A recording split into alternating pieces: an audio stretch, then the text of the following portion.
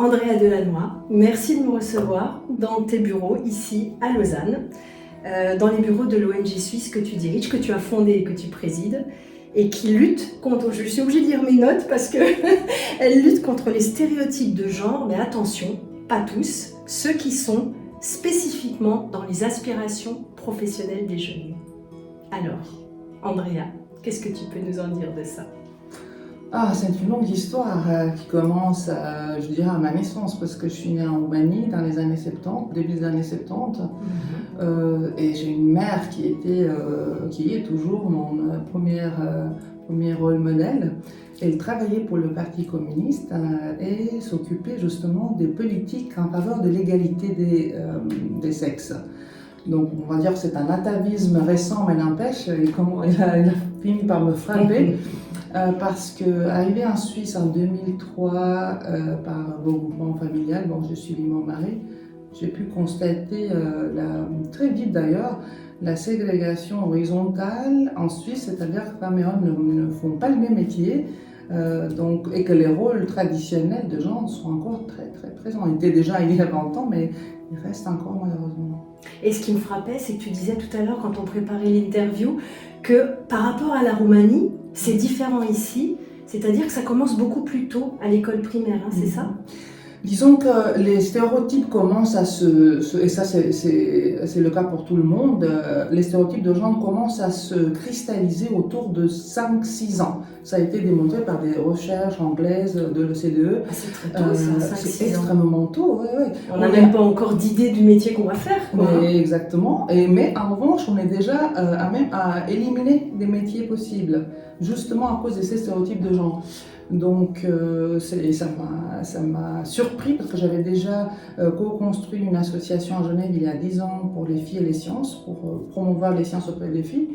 Mais je me suis rendu compte qu'on se prenait un peu tard, même si j'ai tort, et puis c'est jamais trop tard, hein. On doit combattre les stéréotypes et les biais de genre à toute échelle, mais là où les choses commencent à se cristalliser, c'est à l'école primaire et très tôt. On est bombardé dès le premier jour par des stéréotypes, mais voilà, la recherche a montré que c'est autour de cet âge-là que ça commence à vraiment prendre, on va dire, et se cristalliser. D'où l'importance de vraiment aller dans les écoles très, très tôt, quoi, en fait. Exactement. C'est ce que tu fais, tu te déplaces dans les écoles avec une équipe, toute seule, comment tu fais? Une équipe merveilleuse, on a aujourd'hui plus de 170 à 170 femmes de tout horizon et tout niveau qui vont effectivement dans les classes et parlent aux enfants des métiers autour d'animations très ludiques parce qu'ils sont encore très jeunes, mais aussi l'informatif par rapport à l'avenir, et on essaye de faire le lien entre l'école et le métier. Souvent nos enfants ils comprennent très tard en fait qu'il y a un lien direct entre leur études. Oui, c'est ça. C'est-à-dire qu'ils choisir un métier. Ils savent pas trop pourquoi ils vont à l'école dans un On premier pose temps. la question aux jeunes, ils disent c'est maman qui m'amène ou c'est obligatoire. C'est obligatoire jusqu'à un certain point, mais ce n'est pas le but en fait de l'école. Exact. Ok. Et du coup, le fait de venir te déplacer, animer toi et ton équipe de bénévoles, tu vois des changements, tu vois des prises de conscience? Tout à fait. D'ailleurs, c'est pas moi qui anime. Le projet a été construit de manière à pouvoir faire échelle. Donc, ce sont les enseignants qui sont tout à fait autonomes aujourd'hui. Ils invitent,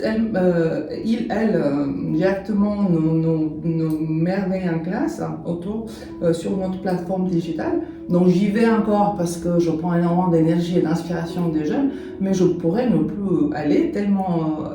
C'était l'idée de le départ pour pouvoir faire échelle. Et voilà, donc ça fonctionne, effectivement, et puis ça, on voit à chaque fois la réaction, les jeunes, c'est ça qui est sympa avec les petits, c'est qu'ils n'ont pas encore des barrières, les barrières sociales, ça il ne faut pas dire, ne sont pas politiquement corrects, ce qui est parfait. Ils expriment, justement, on entend les stéréotypes, on les entend. C'est extraordinaire. Et donc vous intervenez sur le canton de Lausanne, enfin le canton de Vaud, et on a une intervention qui pour l'instant est ponctuelle avec Genève, mais j'espère que donc c'est bientôt ça va être... L'idée c'est d'aller proposer ça dans Mon rêve est de proposer ça dans toutes toutes les écoles de la Suisse, hein, Ouais, vraiment en termes, c'est mon rêve. Eh ben, on espère vraiment que tu vas l'exaucer. Ça. Ils ont tendance à se réaliser mes rêves, donc. Ah bien, ça c'est une croyance positive. En coaching, on appelle ça une croyance Complètement. positive, c'est génial. Cultive-la. Voilà, merci. T'as pas besoin de moi pour le savoir. J'aimerais aussi te poser une question un peu plus personnelle. Si je te dis que tu es une femme inspirante, tu réponds quoi? Je réponds qu'on me dit ça souvent. Et j'aime bien l'aspect inspiration, parce que moi je suis inspirée par énormément de femmes aussi et hommes. Donc du coup j'aime ce côté inspiration. Donc si j'inspire aussi d'autres, mais tant mieux, c'est parfait, parce que moi aussi je suis extrêmement inspirée. Toutes mes modèles, je les adore, je suis extrêmement inspirée par leurs histoires de vie, de femmes, de carrière aussi. Donc voilà, l'inspiration est très importante, je trouve. Donc c'est une façon de redonner aussi à ton c'est un cercle, un cercle vertueux. Exactement.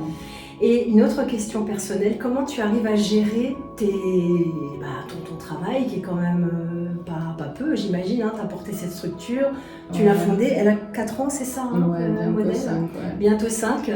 Donc comment tu arrives à gérer ça avec une vie de famille également, puisque j'ai cru comprendre que tu avais 2 filles. Donc comment tu arrives à équilibrer vie pro, vie perso? Ça c'est toujours une question récurrente chez les femmes. Oui, tout à fait. Et puis en plus, voilà, je veux dire quelque chose dont je ne suis pas très fière, mais bon, pour l'instant c'est le cas, c'est que je ne suis pas rémunérée. Tout l'argent que j'ai réussi à obtenir pour l'association, je le réinvestis dans l'association, donc je ne me paye même pas. C'est quoi ton business model? C'est la partie dont je ne suis pas fière, mais j'y travaille. C'est que justement, j'ai un mari qui a accepté très gracieusement de me soutenir le temps que je construise tout ça. C'est tellement important pour moi, il l'a compris et je l'adore, merci. Mais justement, ce n'est pas le modèle que je veux transmettre aux jeunes. Que le travail des femmes en dehors de la maison, encore, ça vaut rien. C'est une décision très consciente que j'ai prise pour monter ce projet, dans l'idée effectivement aussi d'être à la fin rémunérée, mais justement pour l'instant on n'a pas suffisamment de fonds pour que je me sente à l'aise de me rémunérer. Donc cette partie-là est en travail. Sinon, comme moi, je travaille énormément, mais mes enfants sont adolescentes, donc sont grandes, n'ont plus besoin physique que je sois là physiquement à tel point. Quoique, les adolescents peuvent être chronophages aussi. C'est vrai, on me dit ça depuis longtemps. Hein, tu vas voir, l'adolescence avec les filles, c'est compliqué. J'ai une énorme chance, d'ailleurs, je suis très reconnaissante, que sont faciles. Mes 2 filles font leur travail, elles ont des très bons résultats scolaires. Et bien sûr, on a les discussions mère-fille, mais ouais, je ne fais pas de devoirs, donc ça va. Ça va, il y a une bonne organisation avec votre mari, j'allais dire, voilà, c'est ça. Il y a un équilibre. Exactement, un équilibre. Mon mari est très... il est devenu très féministe, on va dire ça comme ça. Est-ce qu'on peut dire que c'est la clé du succès pour les femmes, d'avoir un mari féministe? Je ne dirais pas nécessairement féministe, mais en tout cas que cet équilibre dont on rêve se produise dans les couples, effectivement, qu'il n'y a pas mon rôle, ton rôle, ça se mélange, ça change. Par moments, j'ai été plus impliquée dans la vie des enfants, parce que j'étais toute petite, et c'est... Voilà. Maintenant, il est très, très impliqué, lui, aussi. Hein. Donc, cet équilibre qui est à chercher toujours dans le couple, c'est très important. Donc je pense en plus, en Suisse encore plus, on va dire, avec tous les aspects structurels, sociétals qui font que voilà, la femme reste encore, disons, le 2e sexe. Donc en tout cas, tu incarnes les valeurs que tu défends, l'espèce de, justement, cette lutte contre les stéréotypes, madame fait ceci, monsieur fait cela. J'essaie vraiment d'être, moi aussi un modèle, je le dois, hein, donc c'est... effectivement, j'essaie d'incarner ce que je dis d'ailleurs. C'est important. Les Anglais disent walk the talk. Hein. Exactement. Faire ce qu'on dit et dire ce qu'on fait. Voilà. Ok. Est-ce qu'il y a un message que tu aimerais passer, quelque chose qui te tient à cœur, qui va être entendu par mes auditrices et mes auditeurs? Ouais, j'ai vraiment c'est mon dada maintenant, la motivation. Chercher la motivation. Elle change au fur et à mesure qu'on avance dans la vie, n'est-ce pas? Mais je remarque cela avec les jeunes et moins jeunes, que quand on est motivé pour quelque chose, on trouve toujours l'énergie qu'il faut pour arriver. Et inversement. Donc, chercher ce truc-là qui vous... qui vient des tripes. Qui vient des tripes, effectivement, qui vous font sortir du lit le matin. Ah, je vais aller faire ça, je vais pousser, je ne sais pas. Donc, la motivation est extrêmement importante, je pense, à la vie. Et j'ai envie de dire à tout le monde, jeunes et moins jeunes, allez chercher cette motivation-là. C'est chouette. Merci beaucoup, Andrea. On va s'arrêter ici, avec grand regret. On va te laisser continuer tes activités, mais merci de nous avoir accordé ce temps. Merci infiniment de m'avoir posé la question déjà. Merci. Avec plaisir, au revoir. Au revoir.